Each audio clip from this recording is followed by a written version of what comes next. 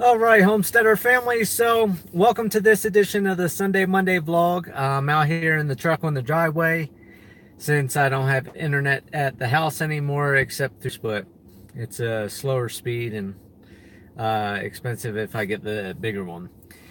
But anyhow, I'm back. We just got a little while ago from the ranch. I was over there wire tying some fence, driving some T-post, and picked up some more fence, and I'm getting fence set up. So as for what's been going on, there's been a lot of stuff going on. A couple weeks ago I went through my emails and I went through contracts. Hey David, nice to see you too. So I went through my email and I was looking at my contracts and everything, and I realized that my contract on the ranch had expired June 1st.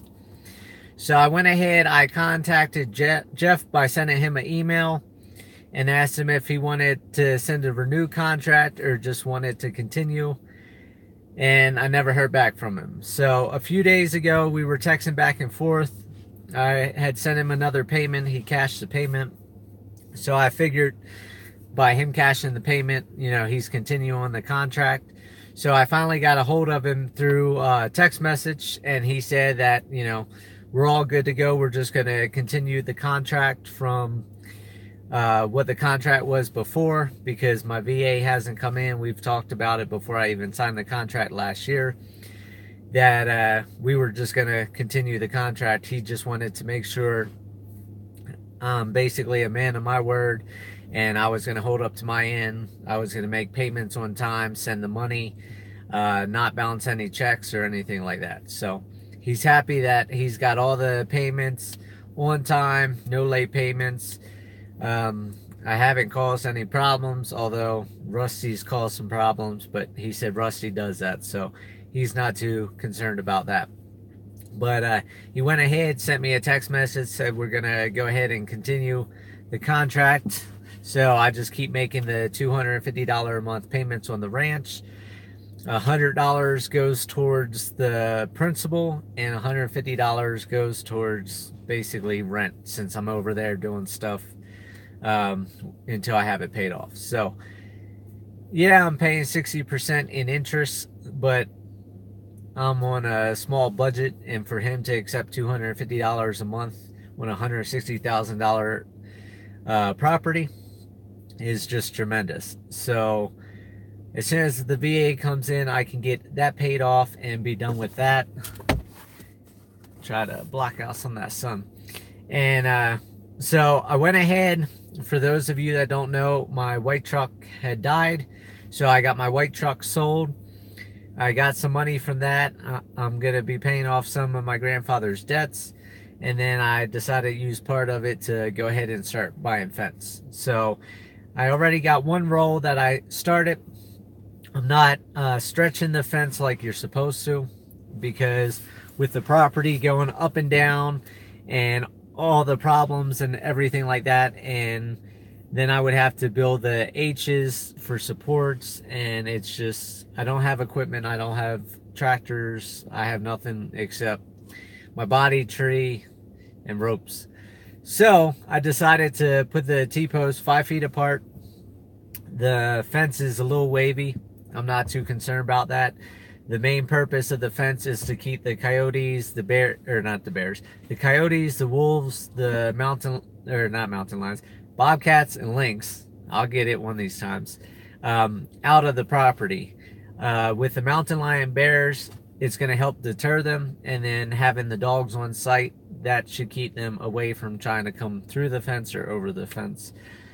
At the same time, the fence is there to help keep the goats in, the geese, the chickens, rabbits, whatever I end up doing, and all the animals I eventually will be getting. The fence is going to keep those in, and with it being a no-climb fence, I don't think Minnie is going to be able to climb it. And if she does, it's a real wobbly fence, and it's not as thick as the cattle panels, so I don't think she'll have the stability of getting up the fence. So we'll find that out once we get there. As for the weather, Still have not seen any rain. It was really cloudy yesterday. I was hoping for rain since I got the orchard planted. So I'm still bucketing 2.5 gallon buckets of water to each tree from the pond. The pond is about 2.5 feet down. So I got some pictures of it. I'm going to be sending Jeff and see if that's the lowest it's ever been or if he's seen the pond lower, because it's just high droughts out here. So everybody on the East Coast is getting all the rain, and we need rain, and it just isn't happening. Next part, Mr. Pig is going in a trailer on Wednesday. I have a spot reserved at the butcher. Taking Mr. Pig in. He's going to get butchered. So I'll be having pork for sale. I want to see how much I get weight-wise in order to sell. I've been looking at different people around this area that are selling farm-raised pork, so I have an idea of what the prices are. I just want to see if my pounds are around there, so I know what to charge per quarter, half, 3/4, and whole pig, and go from there. It's going to be like $300, $300 to $400 to have Mr. Pig butchered. I'm having everything cryovac, which is basically the vacuum sealed bags, but it's a heavier grade, and it's more efficient than the vacuum seal that you buy at Walmart. So he'll be going Wednesday. Not sure how well that's going to work, trying to get him separated from the other pigs, let alone get him set up into getting into the trailer. So that's going to be an adventure, and I'll probably film that so you can see how easy or how hard it's going to be. And then after him, if I can get the pork sold, then runt pig is going to be the next one going to the butcher. And then that's it until the piglets grow up. I still have 4 piglets. I have Ham and BB and 2 of the other ones. So if I don't get the other 2 sold, then I'll go ahead and raise them up, butcher them out, and sell that meat too. Because the butcher that I'm going to is USDA certified, so everything's stamped. So I don't need a business license or certification or through the health inspector or anything like that to resell the meat, because it's all been certified, sealed, and everything's good with the government, the USDA. So that's going to make it real easy, real simple to be able to put an ad on Craigslist, put an ad on the website, put an ad on YouTube and Facebook and Instagram, and say, anybody in the area, if you're interested in quarter pig, it's this much, half pig is this much, 3/4 this, and full pig is this, and go from there. If I do sell the other 2 piglets, it will just be Mr. Pig and runt pig being butchered. And then, of course, Ham and BB I'll keep around.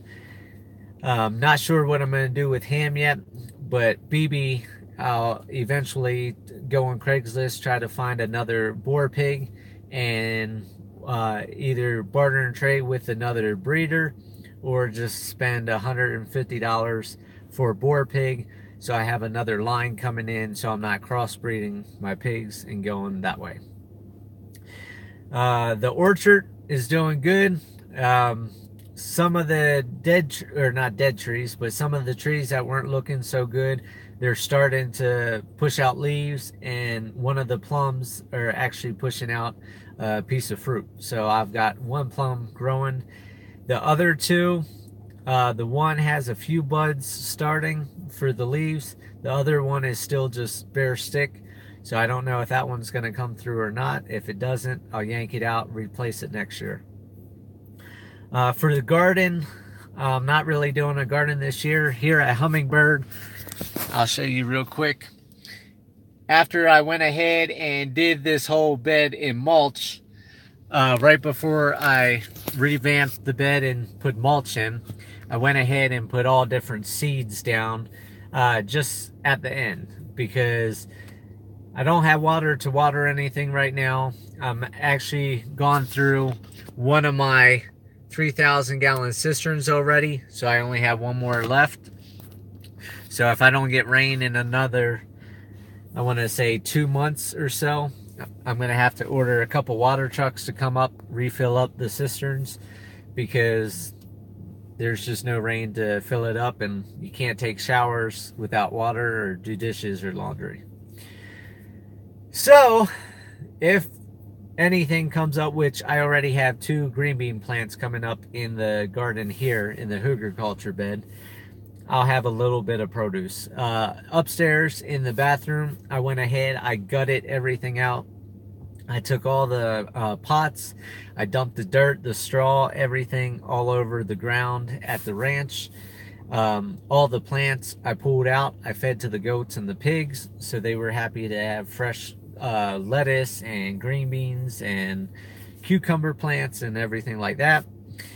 So it was just, you know, I'm doing a lot of stuff that I'm not really receiving anything out of. Like the plants upstairs, I only got a couple cucumbers, and then I had a lot of lettuce that I was munching on all the time. But the green beans never produced. The tomato plants never produced because I didn't give them enough time. But it gave me an opportunity to set my mind to a task and make sure I can grow from seed. A lot of people, for their gardens and their farms and little beds, go to Home Depot or Lowe's. They buy a small plant, pepper plant or squash or zucchini or tomato plants, and they put them in, and of course they grow. But there's not many people that sit back and grow from seed, and I want to make sure that down the road, if something does happen in this world, that we go into war or there's another depression or something like that, I want to know that I can take the seeds from my plants and replant them and go from there. Do you think that if you take the fruit off the tree this year so they can put more energy into getting...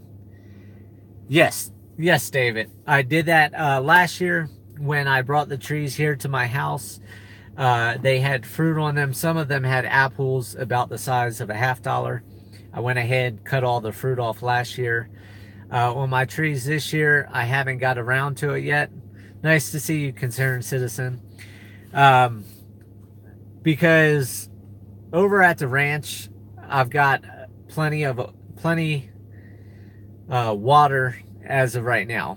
Last year when I brought the fruit trees home, I cut off all the fruit and didn't have the water to water the fruit trees. So of course I cut on the trees, and then they started drying out where I cut, and then there wasn't water going on the roots because I ran out of water in my cisterns, because we didn't have rain until later in the year, and it just messed everything up. So the fruit trees that I got when I exchanged my fruit trees, they don't have a lot of fruit on them like last year. I think out of the 8 or 9 trees that I swapped out, I want to say maybe 3 trees have fruit on them, and the biggest one is maybe the size of a quarter.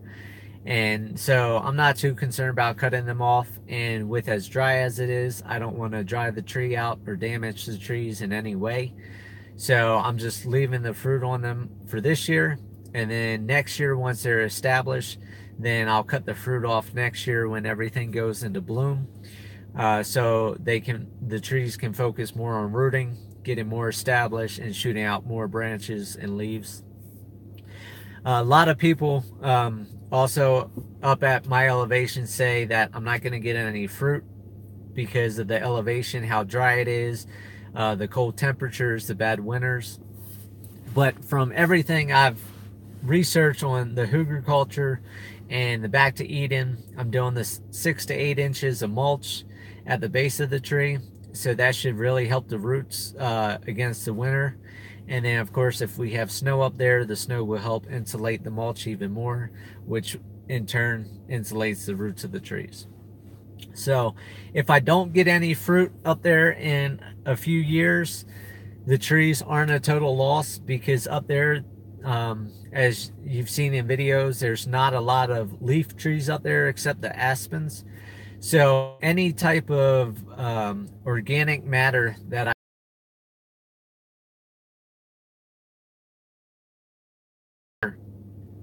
will only help, because as the leaves fall and get intertwined with the mulch, and then the dust that blows settles on top, it all breaks down as like a big compost bed, and it's just going to fertilize the land more.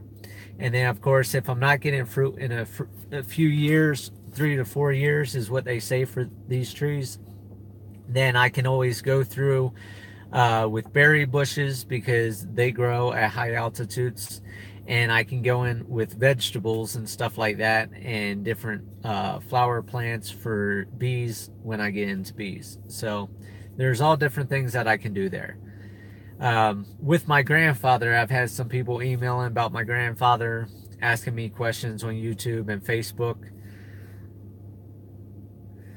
Yep, you're right, David. And everybody said that the fruit trees wouldn't grow here where my house is at 8,500 feet. And my neighbor back over here behind me, we built a hugelkultur back to Eden style beds. We did deep straw and leaves and trimmings and everything like that. And every year, I don't know now because the pot growers bought it, but there were pears, there were apples, there were plums, there were cherries, there were peaches. And if you go back, I'm not sure if I made videos when I first did it, but right before he moved, I pulled all the fruit off of his trees and I planted them all over the ground here at Hummingbird. And then of course I had big herds of deer come in and dug all the fruit up and ate it, so the seeds never had a chance. But that just goes to show people at 8,500 feet are able to grow fruit. Now, yes, the ranch is at 92, about where I'm doing the fruit trees, maybe up to 93, so it's a lot higher up. It is about, I want to say, 6 to 8 degrees colder or cooler at the ranch than it is here at Hummingbird. But like you said, nothing ventured, nothing gained. And worst case scenario, I don't get fruit, but I get the leaves, and the leaves will help break down into compost and help make the ground more fertile up there for other things. So I try, concerned citizen. I try to give good info. So all I can do is tell the truth and, you know, tell you how it worked for me, and let everybody else see what they can try and what they can't try and everything like that. And this sun is bright. But back to my grandfather, for all those that have been asking. They wanted to know exactly what's wrong with him, why he's out here, what's his life like before, what his life is like now.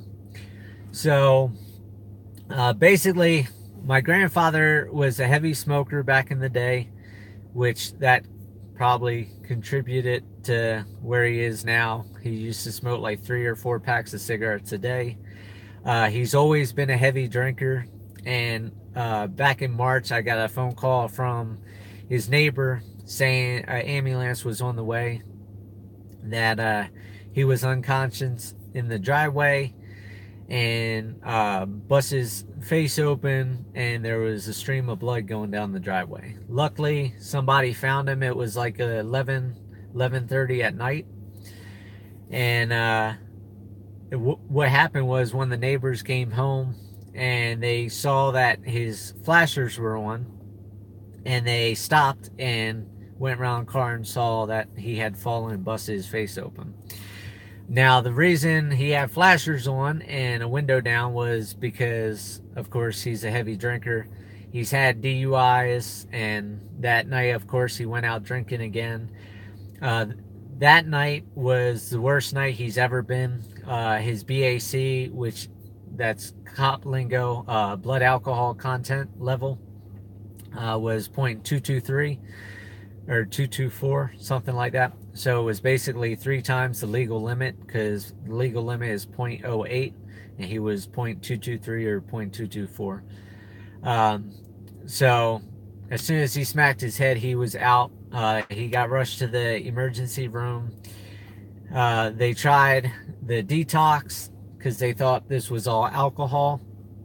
And a lot of people didn't realize that he's been showing signs of dementia for, I say, about 6 months. A lot of people I talked to back east said that he was going on about a year, that they've seen small signs. It's just nobody ever puts it in their mind that he's got dementia or Alzheimer's or any of the diseases until you get diagnosed by a doctor, because you just say, oh, he's 77, he's older, he just gets more forgetful. But it's not that, it was dementia. So after trying detox and everything like that, they came to conclusion that it wasn't the alcohol still in his system from him going dry, that it was another problem. The next problem that happened in the hospital was they figured out not only does he have dementia, but he's got subclinical depression, borderline bipolar. So he was going in and out, and with the dementia and the confusion, he also has sundowners where he sees a lot of stuff at night, so that added to more confusion, which he ended up being violent, and they had to restrain him and everything like that in the hospital. And then I believe 7 or 8 days later, I got a phone call from the hospital, my grandfather's neighbor and my aunt, all saying that he had stopped eating and drinking for 4 days, and they were afraid that was going to be the end and wanted me to come out because me and my grandfather had been so close, and they were hoping that maybe I could turn on a light in his head and get him to turn around. And so I bought a plane ticket that night. I left the next morning, and that's why my video stopped for a while, because I went back east for about a month and a half. When I got there, I walked in, and he looked up out of bed and said, "Who the F are you?" Because he was just so far gone. And then about 30 seconds later, his other eye opened and he realized who I was, and he tried to lift the arm for a hug, which I went and gave him a hug. And from there, it's been a process of just getting him back on track. So we get him to take a sip or two, and then a couple days later finally got him to start eating. And now you see in the videos he gets around. He's lost about 40 pounds. So the doctor said it's going to take 2 to 2.5 years for him to gain that weight back. As for strength, they don't think he's going to gain his strength back. So if we go somewhere, I've either have to push him in the wheelchair, or I have to pull up curbside, let him out, and he'll either sit on a bench that's there, or he'll stand and hold on to a tree or a pole. So for those of you that don't know about dementia, it's basically like Bill Murray's Groundhog Day. And about, I want to say, anywhere from 5:30 to 6 o'clock at night to 7 till about 9:30, 10 o'clock in the morning, he gets the sundowners, he gets the confusion, he gets the dizziness, and the rambling. So it's like Groundhog Day every day from those times, waking up in the morning till I get his mind thinking, getting him back on track. He goes back over same stuff, or he doesn't know what's going on. I finally got him another cell phone, because the Straight Talk plan is like $70 cheaper than what he was paying on his phone plan. And every day I've got to teach him how to operate the phone, because that's just what dementia does. And for those of you that saw the video yesterday, not the Father's Day video, but the regular one video I do every day right now, when he was sitting in the trailer unloading the grain, trying to help me out. We're sitting in the hot springs yesterday for Father's Day, and he wanted to see what video was up today. So we're sitting there in the pool, because this phone that I'm filming on right now is waterproof. And we're sitting in the pool and we're watching the video, and you see somebody in the trailer working or sitting around, and then finally I get up close and you can see for sure it's my grandfather, and then he talks a little bit. But watching the video before you got the close-up, he's like, man, that guy is lazy. He's not doing anything. He's just sitting there. And I said, that's you. And he could not comprehend that it was him in that video. He said he has never helped unload feed, and he has never climbed into a trailer. And that's the funny part and the sad part, because the funny part is we're sitting there and he's making fun of this guy that he thinks is a random guy, and the sad part is it's him and he doesn't remember it. So it's kind of good. I filmed a lot of videos in the hospital, which I show him once in a while how he was, and he tries to remember some, but he can't. And right now he's down to about a 7-day window. So he can remember certain events and certain parts for the past 7 days. Anything prior to the past 7 days for a while, like when he was a kid and stuff, he can remember long term. But short term is like a 7-day window. And like I said, at night, it's like an hour window or 30-minute window. It's just, you know, how it is. So I have a doctor scheduled for the 27th of this month. That's the earliest I could get him in. So I'm going to see if they have any type of medicine for the sundowners, because some nights he gets really, really bad. But for most part, you know, he's doing good. He's not having any alcohol because he can't have alcohol with his medicines. He wants to drink, and that's the hard part. That's the arguments and stuff, and he wants to do certain things that he's not allowed to do. And sorry about that. That's emails coming in. But it's just, you know, coping with his life and trying to make the best of his life for what I can do. So that's pretty much on him. Like I said, I get him out the truck. He moves around. He has I got different chairs at the ranch that he can sit in. Hard chairs, soft chairs, cloth chairs. So depending on how he feels, he has the chair he needs.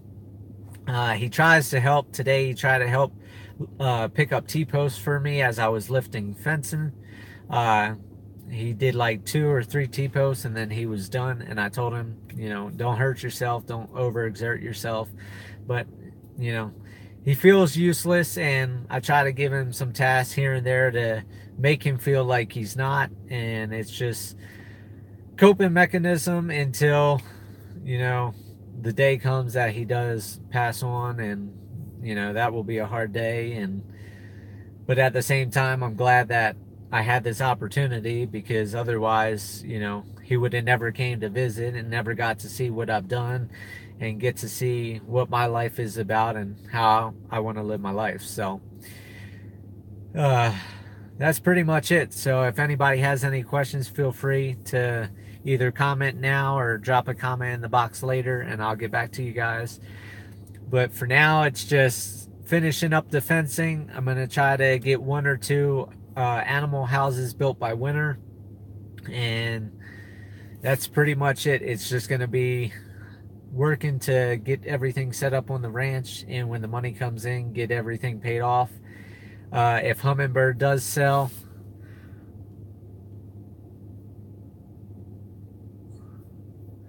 yeah, if you've gone through the same thing, David, you know, you got good days and you got bad days. Some days he hates me and he hates Colorado, and other days he loves Colorado and loves me. So you never know what day it's going to be. But like I said, I would never change this for the world. You know, most people just throw family members in the nursing home and they die, and it's a sad story. And yeah, it's a hindrance on me, but at the same time, I'd rather have a hindrance on me and know that he had the best of life at the end than to throw him in nursing home and let him live out maybe a year in nursing home until he died. All right, I'm back.